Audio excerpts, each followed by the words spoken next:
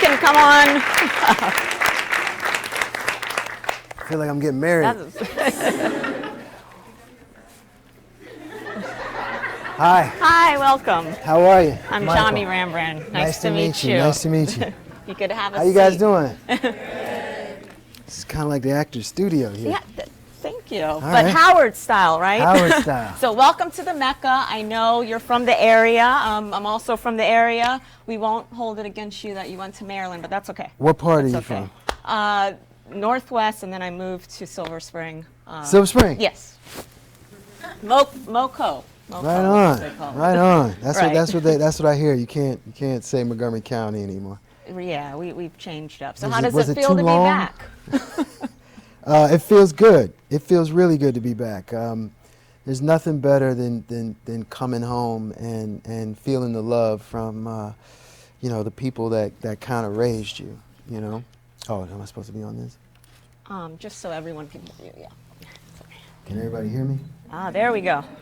Yeah. I was saying that it's great to come home and feel the love from the DMV. It just is. This place kind of helped shape me, and it's there's nothing better than hometown love. I will agree to that. Absolutely. So I had the pleasure of seeing The Intruder yesterday. Our students will see it tonight. Can you tell them a little bit about the storyline of the film and then what attracted you to this role? So y'all gonna see it tonight? Yes. Okay. It's fun. Look, it's the American dream, right? You're kind of taught that you're going to eventually buy a house one day, right? And it's an exciting time. It's an exciting experience. I remember when I bought my house, it was incredible. In this film, Megan Good's character and I are newlyweds, and we're buying that first house so we can start our family. And ultimately, we're a bit naive, I'd say, to this individual from whom we are buying the house. And ultimately, he ends up taking the American dream and turning it into a nightmare. And what attracted you to this role of Scott? How many of y'all saw Perfect Guy? Okay, some of y'all got some DVD watching to do. Yeah, so in The Perfect Guy, I play a sociopath, and he was fun to play. That was Carter. And this film gave me the opportunity to be on the opposite end of the spectrum. And when I read it, I actually had the luxury of knowing that Megan was attached and Dennis was attached. So I was able to read it with them in mind. And it was just such a good read knowing that they were both on board. So it was kind of a no-brainer. Okay, great. Before I open it up to the audience, I just have a couple more questions. I know they have a lot of burning questions to ask. But in terms of the direction of the film, I think Deon Taylor did a phenomenal job with creating suspense in terms of his direction and his shot selections. What did you enjoy working with Deon Taylor on? What did you enjoy about that process? This is my first film with Deon Taylor, and we have since done a second film, and we'll probably do another one.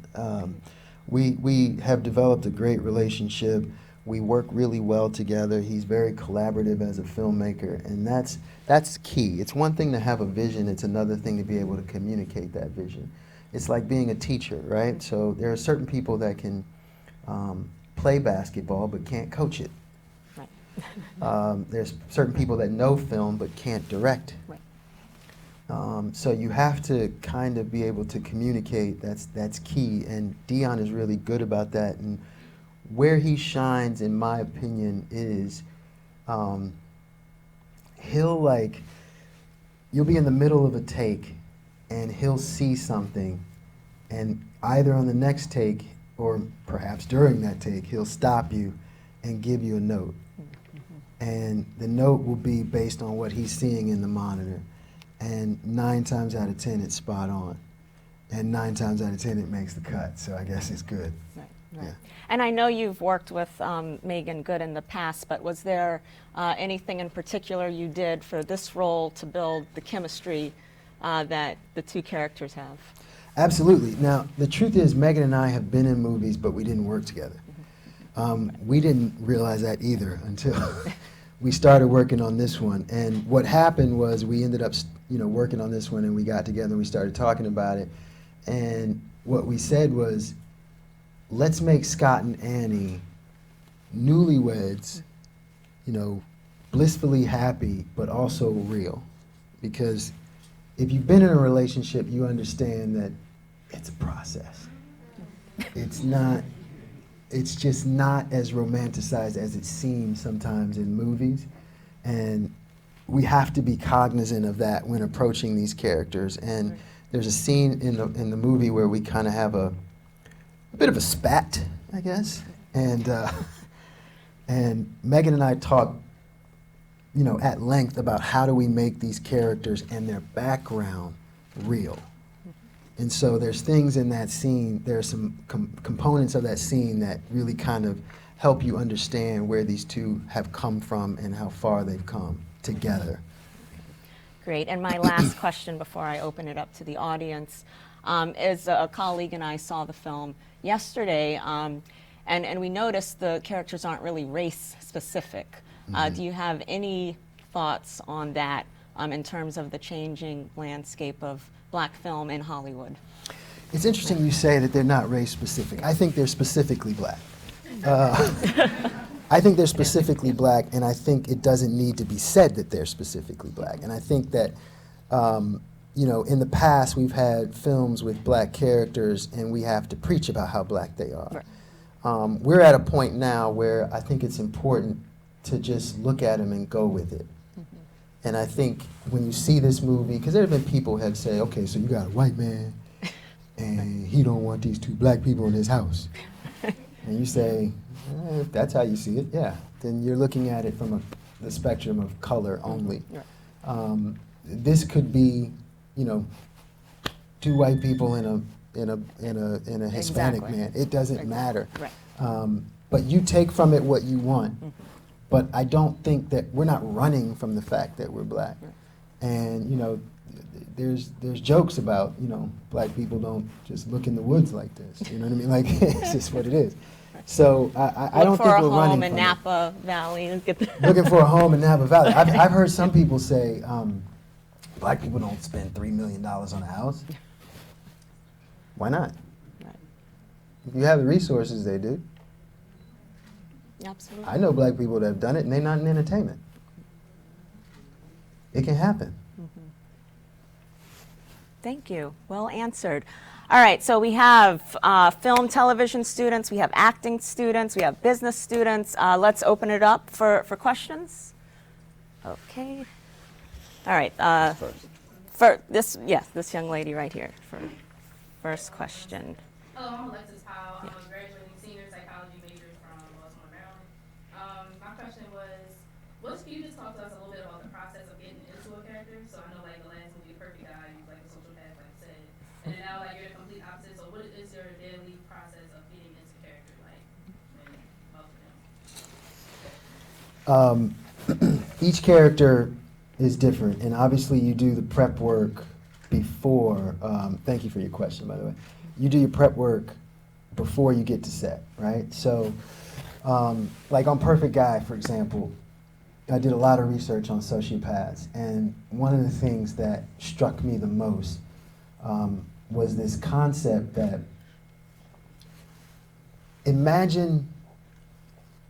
let me ask you a question. You're right here with the beret. What's your biggest fear? I think my biggest fear is like death, I would say. Death. Imagine not being afraid of that.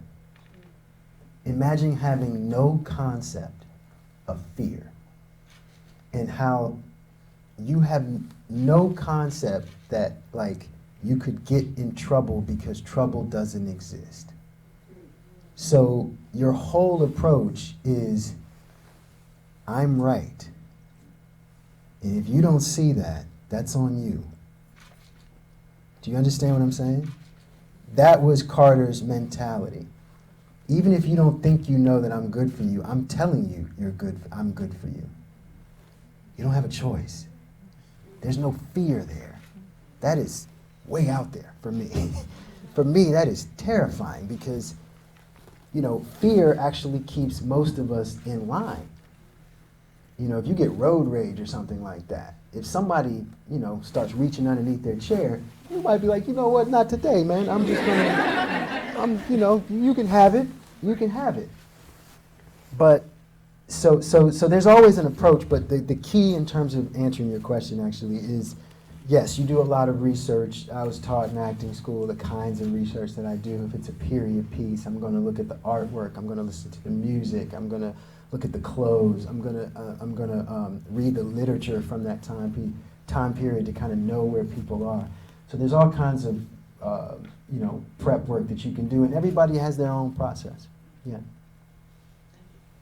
Thank you. Okay, and I believe there was someone in that area who had a question. This lady in the yellow dress is standing here holding her hand. Okay. You want to go ahead? I do.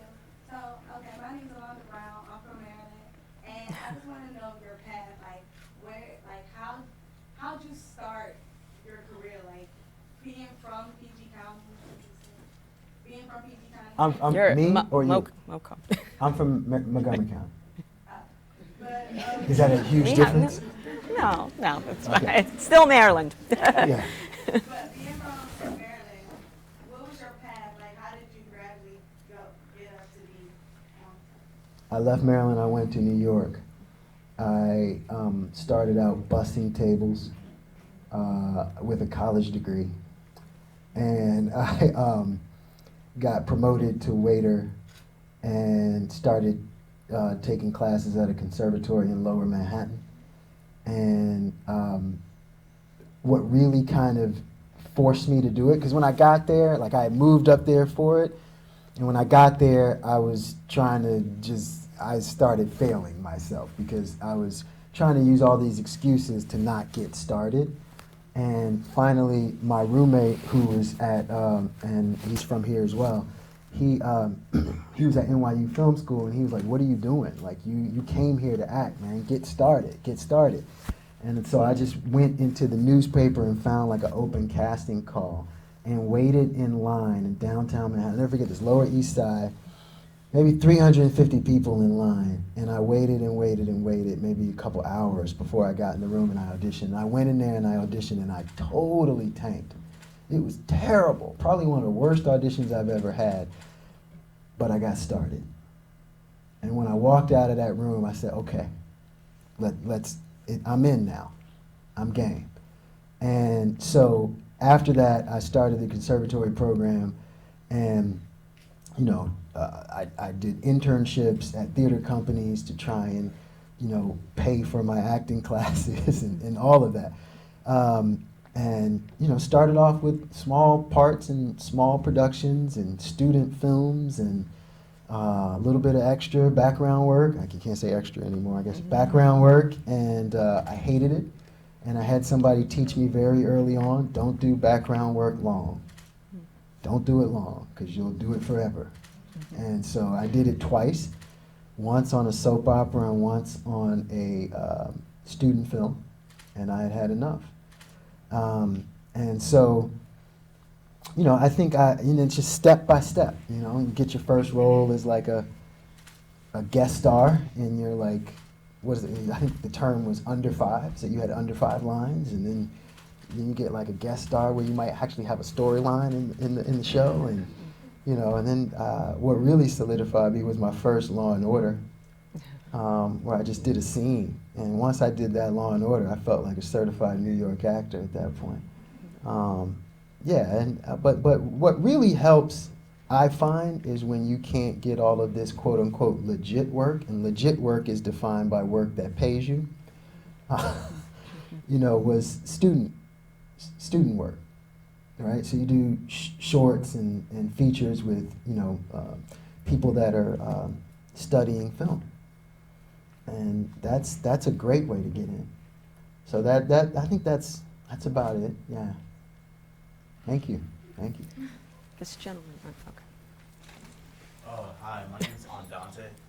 Great name, jeez. Andante. You're gonna be successful. I like that. Go ahead. So I'm a senior film major here and a theater arts minor, and I'm also making the move to California after I graduate, like the day after. I will not work for free. Pretty much, yeah. Yeah. Basically, that's the whole mentality, and based on what you said, I'm going to Stella Adler Conservatory in LA Okay. too, and I'm also looking for an internship at the same time, and I just wanted to like reach out because like there's a lot of actors that come out of this institution, and it's just a hard way trying to get people. A lot of people in this industry have mentors, so I was just wondering if you would take on a young mentee named Andante.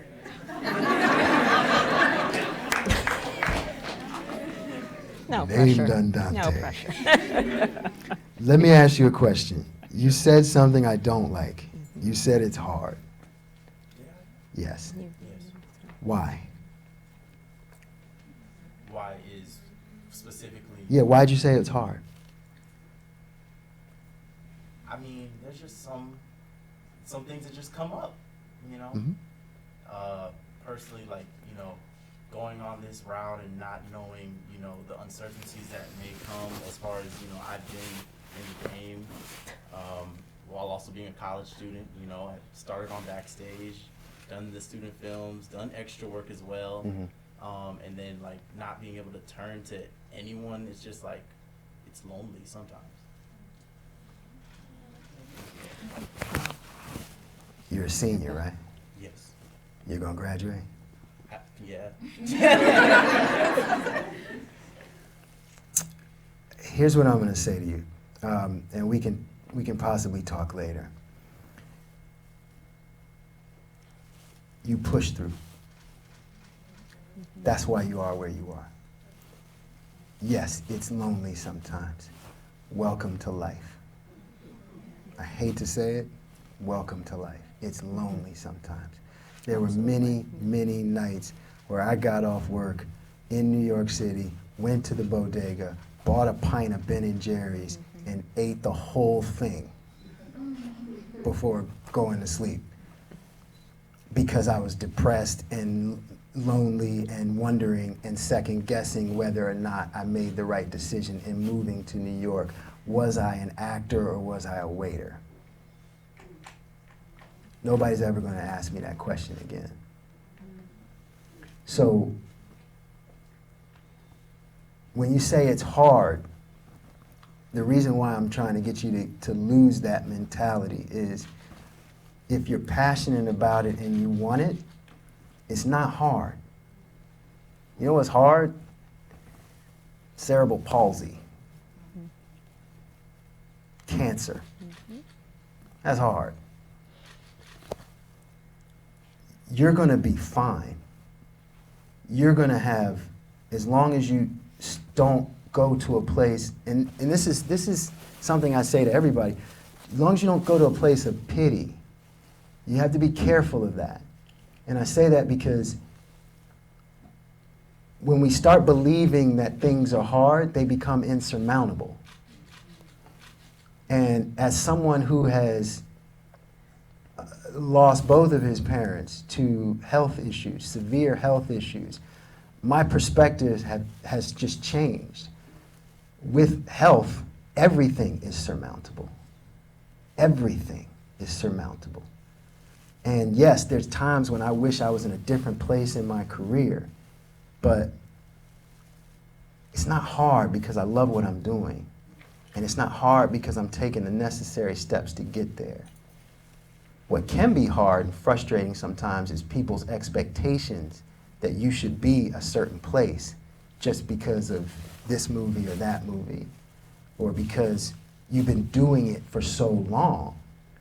You just got started, man. You just got started. You ain't even in the game.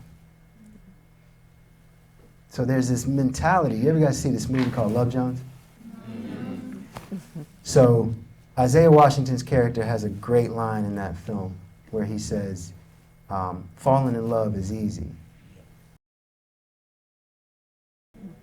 If you've ever been in a relationship, you can understand that. the truth is, in this game, sometimes getting in is easy. Staying in is hard. And I know because when I went out there to LA in 2001, I was in audition rooms with people that were 80s television stars. They were auditioning, and they had been leads of television shows that I grew up watching.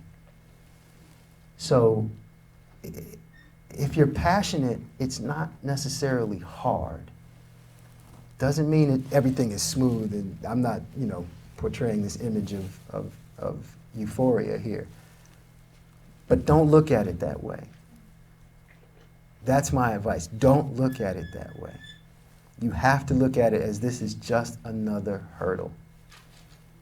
And I'm about to be Jesse Owens. Like, I'm not about to have this. Like, this is what I'm meant to do. And there's nights where you're going to question that. You're going to second guess yourself. It's okay. Have your pity party. Eat your ice cream, go to sleep, wake up the next day, and get started. Yeah, I just gotta stop doing that. No, I'm serious. You're a senior. Yeah. You're getting out of here. You know what I mean? You didn't quit school after your second year. So you have the fortitude to get it done. Yeah. So keep going. Thank you. Well said. I'm going to be holding you.